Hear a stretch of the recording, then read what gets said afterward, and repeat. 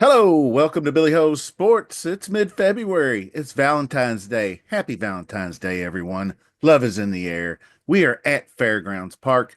Today we're going to dive into the Grade 3 Mineshaft Stakes. And happy Derby Future Pool number 4. It's open through Sunday. I have not had a chance to look at it yet, but I'm going to take a look today and see where all the Baffert horses that I bet the in Pool 2 are sitting at currently, and see who else I might want to just take a couple of stabs at just for some fun. So, what we're going to do is dive right into this and get you started. Just remember to hit that subscribe button, smash that like. We're trying to get to 3,000 subscribers. I got a derby contest coming up, free with prizes, just to show my appreciation for your support. So I appreciate you very much. Leave a comment. Tell me who you think is going to win this mine shaft because it's a pretty damn good race. So let's get into it. 8.5 furlongs on the dirt, 4-year-olds and up. We are going for $250,000. And our first up is Warrior Johnny. I posted something about him. I've seen him in a ton of races. He's pretty competitive in spots. The third in the Tenacious wasn't too bad. He won this little turkey trot, 75K stakes, but I think that's not quite his ceiling. He might be a borderline grade 3 horse, but not against this group. I don't think he's there. I think he's got lots of jelly, but no toast. So, not his time. Number 2, Heroic Move. Another one, if you want to call it the all jelly squad. It's got the 100 speed figure here, but just a second place in that governor behind Hit Show was probably his best effort besides this grade 3 down here at Lone Star. So I'm not gonna be looking at Heroic Move either. Tuscan Sky was one I was kind of interested in. He regressed since he beat Domestic Product. Of course, we know Domestic Product went on to win Breeders' Cup race, and he had a big win over him at Monmouth going away down here, and then he took on the Pegasus. That's the race he beat Domestic Product. My apologies. Then, of course, he was in over his head in the Haskell. Then the Discovery was a pretty decent effort, but second by 3/4 of a length over Copper Tax. Copper Tax looks like he went out and won his next out. This seventh is a head scratcher. I went back and watched this race and just didn't break well. Well, he got out there, but he just looked like he was running just all over the place, acting kind of crazy, and then kind of just bucked up and retreated. And Johnny V just didn't seem like he knew what to do with him, so he just kind of jerked him back toward the rear, and he never got engaged in the race. Being stuck in on the one post, I guess, maybe. I don't know what happened. He got spooked or something, but not a good race. But if you want to forgive him for that, draw a line through it, then he's probably going to show up with some pretty good value.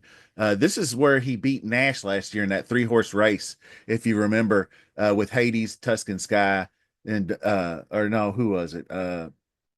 Tuscan Sky, Nash down here. This one right here. There was only 3 horses in this race, and Nash went out and won his next race. So he battled Nash down the stretch, and that's when we thought Nash was still really something. So Tuscan Sky, Rapoli Stables, looking for some value. Now we move on to number 4, Hall of Fame. That's the Gun Runner Colt. Rough Fairgrounds meet as a 3-year-old. Tried the Risen Star and the Louisiana Derby and just didn't bust a grape much in there after breaking the maiden. Then wins back to back coming after the long vacation. I guess maybe for a little retraining or a little added training. So he's busted ass in these last 2 races, 96, 94, which makes him an interesting Steve Asmussen and leading jockey Jose Ortiz winning at nearly a 30% clip. So it was just 50K optional claimer. So I probably will let him beat me, but if you want to use him underneath, you could do a lot worse because he'll probably be well into the double digits, I would say. Now, number 5. Catching Freedom. This is a horse I was very high on going into the Kentucky Derby. That Louisiana Derby win, uh, going down the stretch next to Honor Marie, and you can see Tuscan Gold down here. Those two really didn't. Honor Marie just didn't come to fruition. I really thought Honor Marie was like a upper level 3-year old last year, and just never came to pass. So, Catching Freedom got it done there and then ran a pretty solid fourth kicking on in the Kentucky Derby. And I thought, well, hell, and then he was third in the mud at the Preakness. He looked really good. Then I think it was probably a bit of a mistake to have this closer jump into a very fast track at Thistledown where Batten Down outran him, and he just never could catch anyone in that race because it was just too fast of a pace, and they just kind of outran him, so to speak. He doesn't normally run these 100s in the middle pace. He's usually running the hundreds late. So still not terrible. He hasn't run a bad race in his career. So his only problem is his last race was that Ohio Derby over 7 months ago. So first time Lasix, that's important. As you can see, he's first in prime power, but you can see first Lasix is definitely going to make a difference for him. So Catching Freedom, you still have to consider Brad Cox, obviously the country's leading jockey. Flavian Pratt is going after it. Uh, I'm going to pass on Maycox Bay, number 6. And then his main rival is going to be batting down. So he's going to be looking to get back at his horse here for the defeat in the Ohio Derby last year. Batten Down went on to keep rolling. He took him on in the Jim Dandy and the Travers and showed himself pretty well. I mean, fifth in the Travers wasn't great, but I mean, it was Fierceness, Torpedo Anna, Sierra Leone, the very top level horses in his class there. So, you got to kind of forgive him for that. He just kind of weakened after that, but then he dropped down to this 300K at Churchill Downs and absolutely dominated once again, going a mile and 3/16. That's a pretty solid distance. This horse is by Tappet, so he's got the chops to get that distance. And the Discovery was the fourth in the Discovery, I think. He likes to jump on him early, way too fast of a pace in the Discovery. He was really being pressured by Tuscan Sky through the opening in 23:18, then 46 and a half for the half.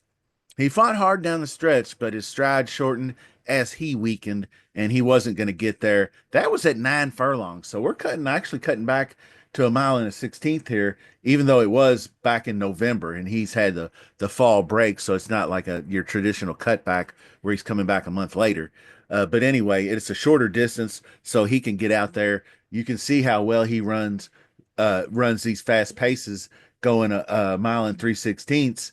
He's still running hot pace races, and just being able to hold on, I think he'll get her done if he gets out and loose.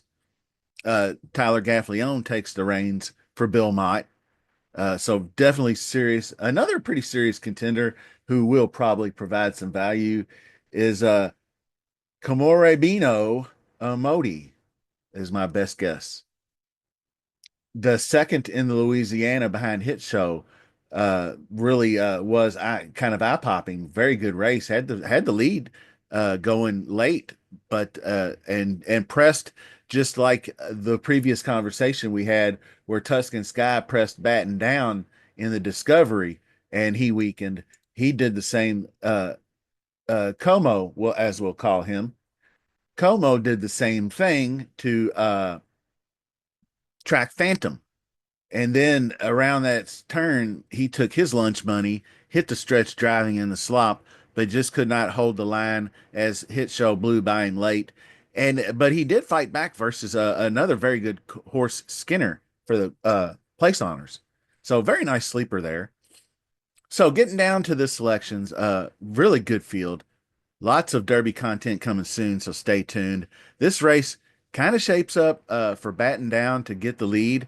Then you have Como pressing similar to how we just discussed. Batting down is much better than Track Phantom. He can hold his speed longer and distance. So it really kind of goes one of two ways for me. These three horses are going to fare very and Tuscan Sky, I think, are the four horses that fare in this race. They're probably going to be your top four choices or close to it. So I'll probably try to look for more value. But one of these horses is going to give you some decent value anyway. Catching Freedom, if Catching Freedom is ready to go, he's going to be coming down the stretch, and it's a long stretch drive at Fairgrounds Park. So he's more than capable of catching, batting down, or Como Odie. So that's going to do it. I am going to take Catching Freedom for the win. I backed him last year. I'm going to back him this year, but it will not shock me if batting down takes him to the house in this one. And then you have the nine, and then cut Tuscan Sky rounds out the trifecta bet. So that's the best of luck this weekend. Thanks for saddling up. Hopefully, I'll be back on the camera here pretty soon. I kind of had a foot, I have a stress fracture in my foot, so I can't really get around, set up the stage and all that. Set up the stage. Well, just kind of get the studio. I have to do a few things to set it up. So, anyway, that's just my little story. Hopefully, I'll be back on my feet sooner than later. And then we'll see you soon. Thanks for watching.